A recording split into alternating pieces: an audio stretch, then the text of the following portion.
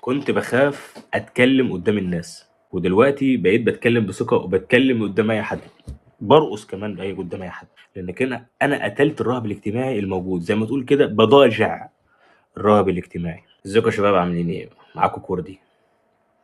أنا عايز أحكي لكم النهارده عن موضوع حوار الرهب الاجتماعي ده. أنا كان عندي رهب اجتماعي. هادّيكم شوية نصايح ليه، ما دام أنت دخلت الفيديو ده مثلًا يبقى أنت عندك رهب اجتماعي. هادّيك طرق أنا استخدمتها علشان تحل مشكلة الرهاب الاجتماعي أو إنك تقلق من الناس أو تخاف من الناس أو ما رأي الناس فيك أو نظرتهم ليك، كل الحاجات دي. يعني أنت إزاي هتعالجهم، يعني إزاي هتعالج المشاكل دي؟ هاقول لك.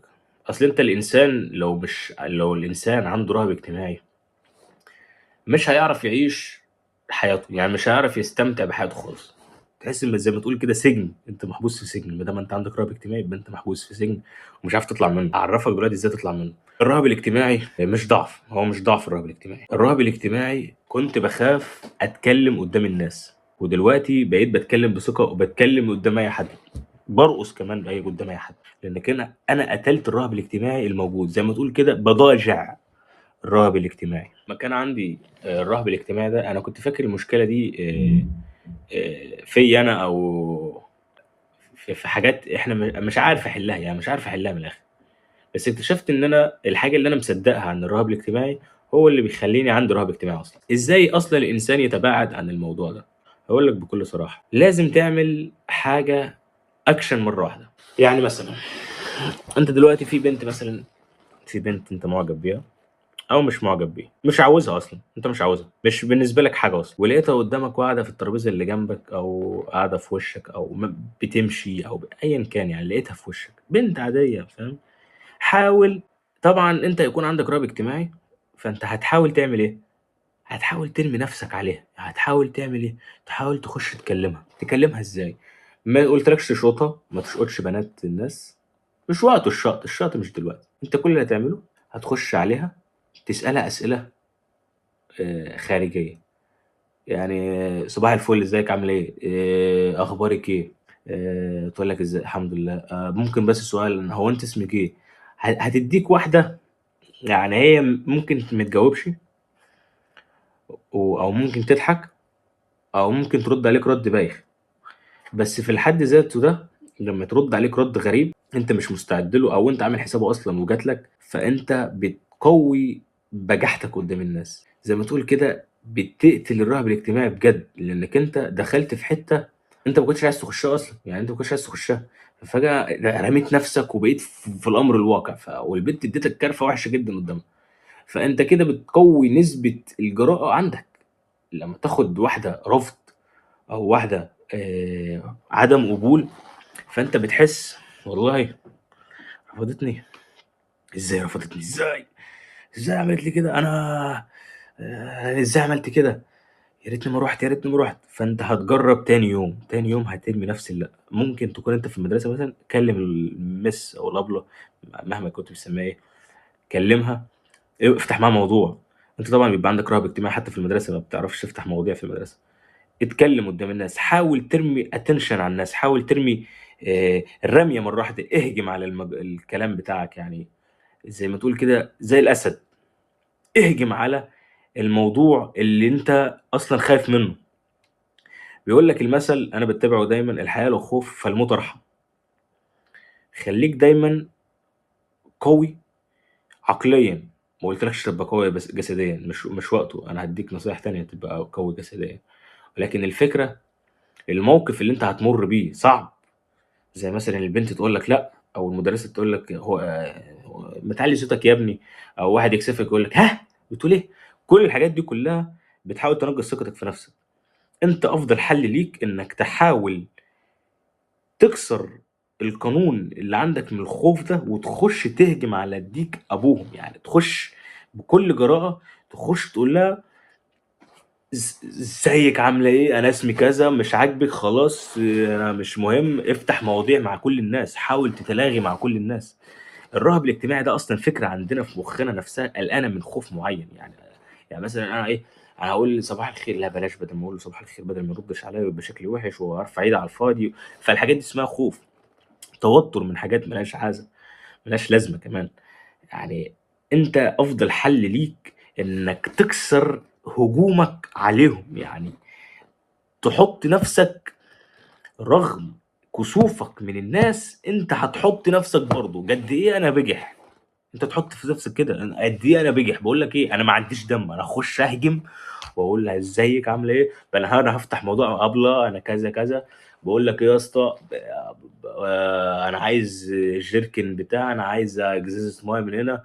بقول لك ايه، ممكن يا اسطى تجيب لي بتاع. خليك كده ايه، جريء، لان الراجل هو مبني على الجراءه والثبات الانفعالي، علشان تعرف الناس تحترمك في اي حاجه تانية. يعني انت لما هتبقى عندك بجاحه، الناس دايما بتحب البجح. مش عارف ليه، انا مش عارف ليه الانسان بيحب البجاحه او بيحب اللي ما عندوش عدم ضمير. مش عارف، هم بيحبوا المعامله الوحشه. انت لازم تكون اسد في مواقفك العاديه، تهجم بشراسه. ما تقوليش لا يا اسطى بدل ما يقول لي كذا، فكل ده في مخك. يا ريتك بتقول لها بصوت عالي، انت بتقولها في مخك، تقعد تقول لا يا راجل بدل ما يقول لي كذا، لا بدل ما يقول لي كذا. اهجم يا مان، خش عليه، سلم على دين ابوه، اتكلم بجراءه، خش بكل ثقه وبنفس، عشان انت راجل. انت الراجل اللي يتكسف هي البنت، المرأة هي اللي تتكسف. انت راجل، ربنا خلقك بأحسن سمات الذكورية. يعني انت عندك تستوستيرون، عندك هرمون ذكورة يفوق تعداد القوة. ولو نويت لو نوم لو ما ولو قويت اكتر هرمون الذكورة عندك، هتبقى زي ما تقول كده فحل بغولي، هتخش تهجم بدماغك، تخش بدماغك كمان. انت راجل. ايه هو اللي عندك رهاب اجتماعي؟ the fuck ده الشيء ما. خش اهجم على طول بكل جراءة، اتكلم الكلمة اللي انت عايز تقولها، اتكلم باسلوبك اللي انت عايز تقوله، ضحك ما ضحكش، قابلك ما قابلكش، خش اهجم عليه. انت مش مضطر انك تثبت وجودك مش مضطر اصلا انك تعمل اي حاجة تخليهم يشوفوك حلو. انت فقط اللي مستعد تبسط نفسك بنفسك، مش شوية كلام يهز فيك. انت راجل. دايما خليك دايما عارف ان ربنا خلقك احسن راجل في الكون. ما تقوليش رهب اجتماعي يهزك. انت راجل حامل مسؤولية نفسك. حتى لو ابوك بيصرف عليك، او حتى اخوك بيصرف عليك، حتى ايا كان من دول بيصرفوا عليك، انت راجل بذات نفسك.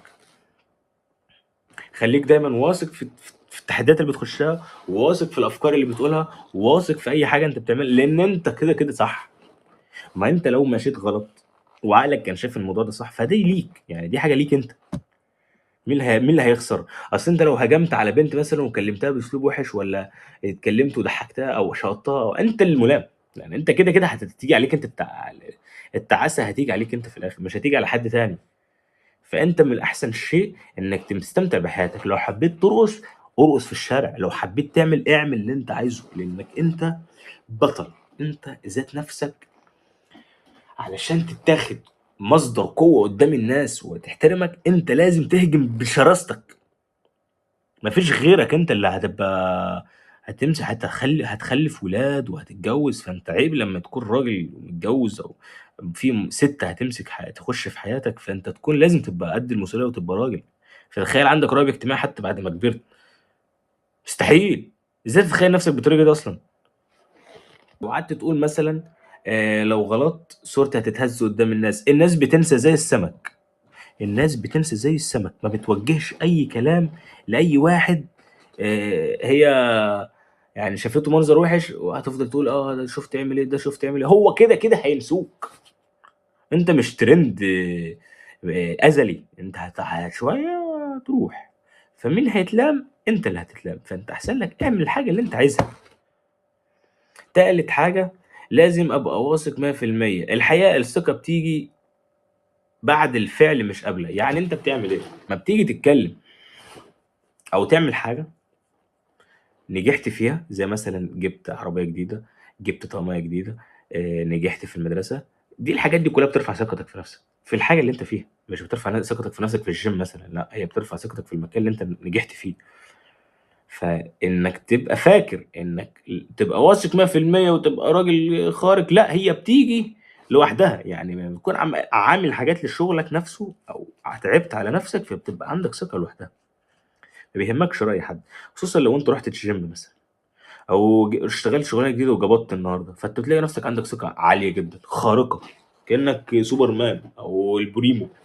والله انا لما كنت تخين، انا كنت تخين، كنت 130 كيلو. هحكي لكم القصه دي بعدين. كنت بخاف اتكلم مع اي حد، بخاف اصلا اطلع الشارع واقعد كمان ايه امسك التيشيرت احاول ابعده عن صدري لان انا كنت تخين. فانا لما يبقى في تخين انت عارف الترهلات اللي بتبقى في الصدر دي، فكنت بخاف اتكلم مع حد احسن يتريق عليا او يلاحظ الموضوع ده. فكنت بهرب من اي تجمعات عائليه، تجمعات فعاليه، فافراح، بتجنب الحاجات دي كلها حتى مش لاقي مجاسي. فالثقه في الزيرو. دي تجربتي الشخصيه. انت دلوقتي فهمت ان انا عايزك تهجم على الناس. انا هديك الخطوات استراتيجيه لنفسك. حاول تمثل على نفسك انك واثق في نفسك. مثل، اعمل نفسك ضابط شرطه، اعمل نفسك ضابط شرطه، تمام، ومحدش قدك. ماشي، عيش الدور، مش تاذي الناس، مش حاولش تاذي الناس، انت تحاول تبقى ضابط شرطه في نفسك، تبقى ثقه عندك عليه. مش لازم ضابط الشرطه تحديدا، لكن طيار اي حاجه فيها ثقه عاليه. اي شوف انت انهي راجل شخصيه عندك ثقه عاليه، حاول تجلد الدور ده. حتى لو توماس شيلبي والجماعه دول، حاول تمثل انك الثقه عندك عاليه، يعني تحس انك انت لا انا اللي جايب الفلوس دي بنفسي، فاهم؟ انا اللي لا انا رقم واحد، انا نمبر 1 في العالم. ساعات بيجي لك ايجو كده الساعه 3 الفجر، انا عارفه هو ده عايزك تعيشه على طول حتى لو هو فيك. مش بشجع انك تبقى متصنع، ولكن انت تعيش لمده مؤقته عشان هتلزق في مخك وتترسخ في مخك انك انت عندك ثقه فعلا. قرر الموضوع ده كل شويه. حاول تخش في اي مجموعات، اي بنات، اي رجاله، اي جيران، خش تعامل معاهم. تكلم الصناعيه بالتليفون، كلم كول سنتر في التليفون، نزل صورك. واحسن عارف افضل حل ليك، بيبقى افضل حل واقوى حل انك انت تنزل فيديو غريب ليك على النت. لان لما تشوف ان الفيديو بتاعك ما جابش اي اهتمام، فبتعرف على طول ان محدش مركز معاك، فساعتها بتتعامل بثقه زي ما انت عايز. دي حل طريق، بس الطريق ده ممكن انت تندم عليه، تقول مثلا نزلت الفيديو في ناس شافته فهيمسحه ازاي. ممكن تمسح اصلا، تنسى الباسورد بتاع الحساب في الاخر فتلبس في مشكله تاني. تعيش بقى صورك على النت وانت صغير وكده، حاجه منتهى البدون يعني. الحقيقه بقى اللي محدش بيقولها، الحقيقه اللي محدش بيقولها، الرهب الاجتماعي مش بيختفي فجأة. الرهب الاجتماعي بيفضل يرافقك وبيفضل يروح يتلاشى شوية شوية شوية شوية. يعني أنا مثلا لما كان عندي الرهب الاجتماعي ده كنت إيه، بيفضل يقل مني شوية شوية شوية لحد ما إيه يروح خالص. هو دلوقتي راح. ساعات بيجي لي رهب اجتماعي بس بتغلب عليه، لأن هو أنا مش ملاك طبعا، أنا مش جيجا تشاد. أنا يعني أصلا شخصية خيالية جيجا تشاد ده. لا أنا بيجي لي رهب اجتماعي ولكن بتغلب عليه. يعني مثلا أنا أفكر كده، لا انا لو قلت كلمه دلوقتي في الجروب ده هيحصل مشكله وبتاع، ولا ممكن ما حدش يسمع، فبخش اقول يا جماعه كذا كذا كذا، بنتج الكلمه على طول، ارميها.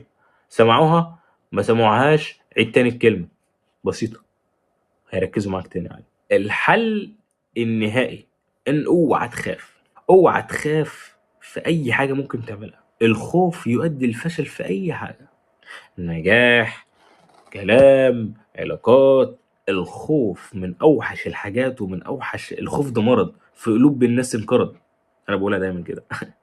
الخوف ممكن يبوظ لك حياتك كلها. خوف تشتري حاجه من النت اصلا، او مشكله كبيره، نفسك تجيب حاجه من النت لكن خايف. الخوف بيعطل حتى التفاصيل اللي هي مش محتاجه تخاف فيها،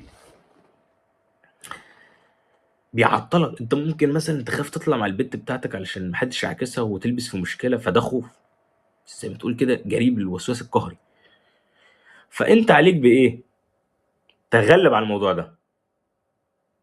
خوف ايه؟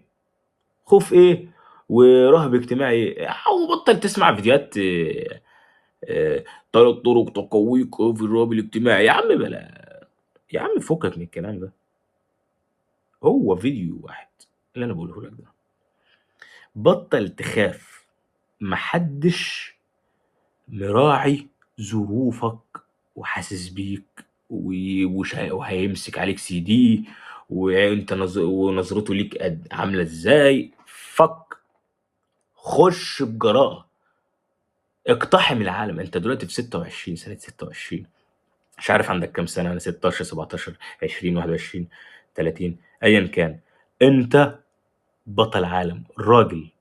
اقتحم العالم، اعمل مشاريعك واعمل اسلوبك واتكلم بكاركتر بتاعك. رهب اجتماعي وبتاع ايه؟ ده موضوع تافه. انا لما كنت فيه وطلعت منه شفت الموضوع تافه جدا، ملوش اي لازمه، مش مستحق اصلا تقعد تفكر فيه او تتوتر او تعرق حتى. دي الفيديو بتاعي بتاع عن الرهاب الاجتماعي، يا رب يكون عجبكم. اعمل لايك لو الفيديو عجبك، عشان الجماعه التانيين اللي عندهم رهاب اجتماعي يحاولوا يسمعوني او صوتي يوصل لهم. يلا سلام.